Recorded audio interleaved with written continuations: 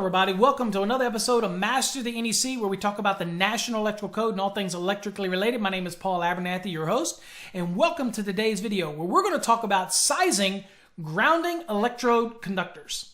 Okay, in our example, we're going to size the grounding electrode conductor for a service. We're not going to deal with detached structures and sizing the grounding electrode conductor for your detached building. We'll save that for a different episode. We're going to stick with services. So in this case, we need to size this grounding electrode conductor for this 400 amp service that's being supplied by 500 kc mil copper.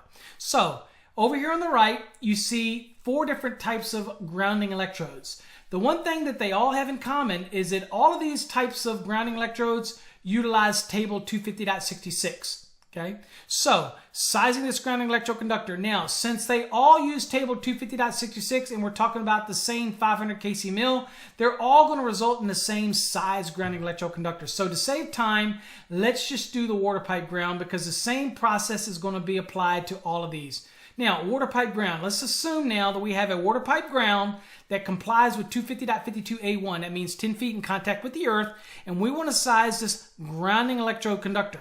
Okay, how do we do it? So 2 things we need to know: what type of electrode we're dealing with, and we know we're dealing with a water pipe.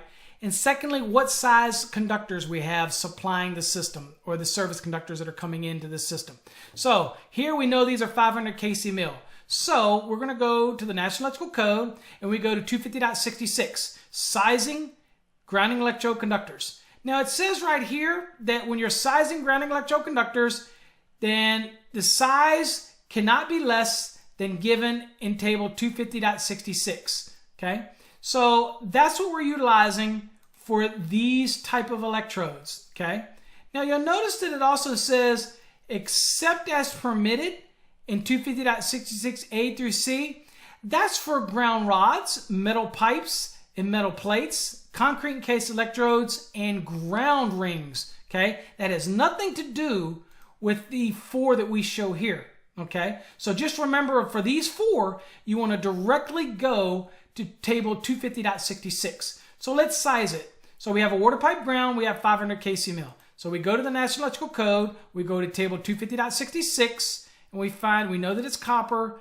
We find which of the column we're in, and it's 350 through 600. So our 500 kc mil falls right in the middle here. Then we go over here to the right, and if we have a copper grounding electrode conductor, then it needs to be a 1/0. If we have an aluminum or copper clad aluminum grounding electrode conductor, then it would be a 3/0. Now, one thing to remember, if you're using aluminum or copper clad aluminum grounding electrode conductors, you do have a note 3 down here that reminds you of the installation restrictions in 250.64, and that has to do with terminating aluminum conductors, aluminum grounding electrode conductors within 18 inches of the earth. Now, there was a change in the 2020 code that allows you to terminate less than 18 inches as long as you did so in a listed and identified enclosure that was listed and identified for the environment to which it was being installed. Okay, so if that was the case, then you can terminate the grounding electrode conductor of the aluminum or copper clad aluminum less than 18 inches, but they had to be within one of those listed and identified enclosures. Other than that, you can't terminate them within, you have to be at least 18 inches from the earth, okay? So that's your restrictions here. So I wanted to make sure that I covered that real quick with the notes, all right? So let's get back. So these are the electrodes that are going to use table 250.66, okay? So remember that. It's all based on the size of the service conductors that are coming in, all right? Now, let's look at the allowances that we just saw here, where it says, well, what if I don't want to use a table? Because that's not all the electrodes that are available to me. So here it says, except as permitted in 250.66A through C. So those electrodes I just talked about earlier were rod, pipe, and plates, concrete encased electrodes, and ground rings. So if I'm dealing with ground rods, a metal pipe, or a metal plate style electrode, then I can have a grounding electrode conductor, and it shall not be required to be larger than a 6 copper wire or a 4 aluminum wire.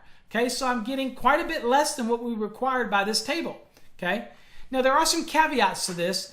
What that means is I can't go to a ground rod, pipe, or plate and then continue on to another type of electrode and that electrode required a larger grounding electrode conductor. So I couldn't do that to utilize this allowance here, okay? So I can't go up from running a conductor to a ground rod or plate or pipe and then continue on, let's say, to a water pipe, because a water pipe, as you saw earlier, utilizes table 250.66, and that required me to have a 1/0 copper or 3/0 aluminum. So that's not going to work. So if I want to use this allowance here, I can't extend from these electrodes to other electrodes that would require a larger grounding electroconductor or a bonding jumper between electrodes, okay? So that's the caveat to being able to use this. Now that caveat also applies to B and C as well, okay? So keep that in mind. Now, what about concrete encased electrodes?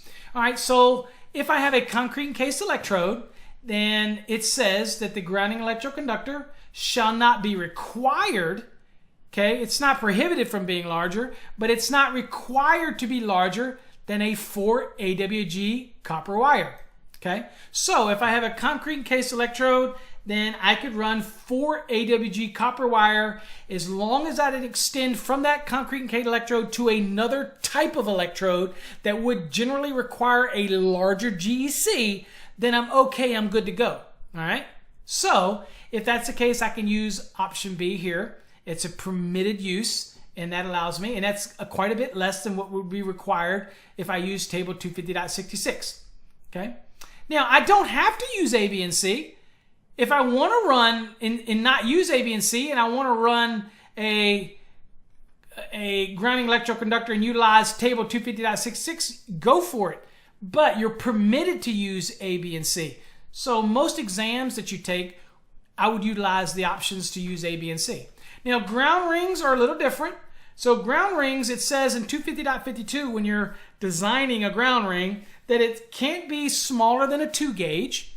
Okay, and so if a 2 gauge is the ground ring and that's the size we choose, then it says right here that the grounding electroconductor shall not be required to be larger than the conductor used for the ground ring. So if my ground ring is 2 gauge, because it can't be smaller than 2, it could be larger than 2, but it can't be smaller than 2 gauge. If that's the case, then by virtue of the size of that ground ring, that's what the size of my grounding electroconductor would be. Okay, pretty simple, right?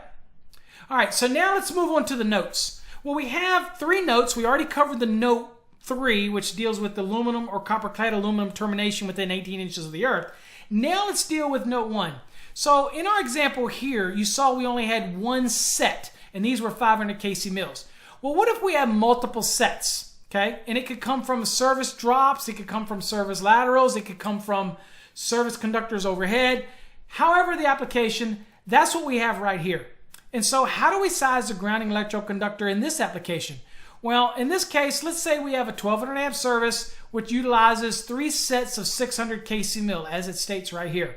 So I've got an A, B, and C in this raceway, an ABC in this raceway, and an ABC phase in this raceway. Each one of them are 600 kc mil. So I'm just going to utilize phase A. And so I take 600 in this raceway, 600 for phase A in this raceway, and 600 for phase A in this raceway. So it's 600 plus 600 plus 600. That's going to give me the expected large phase, the largest service conductor for phase A. And that's going to be 1800 kc mil. Now, if I'm dealing with one of these types of electrodes, it's pretty simple. Once I have the 1800 kc mil, then I'm just going to go where? To table 250.66. In this case, it would be over 1100 kc mil, so it would be a 3/0 copper or a 250 aluminum grounding electroconductor. So that's pretty simple application. Now, what if it was a rod, pipe, or plate, or concrete encased, or ground ring in this application? Then it wouldn't have to be larger than that is prescribed in A, B, and C. So yes, it can be a 1200 amp service that has ground rods, and it would only require you a 6 copper grounding electroconductor. Okay, that's the allowance of using A, B, and C in that application. All right, now what about note 2?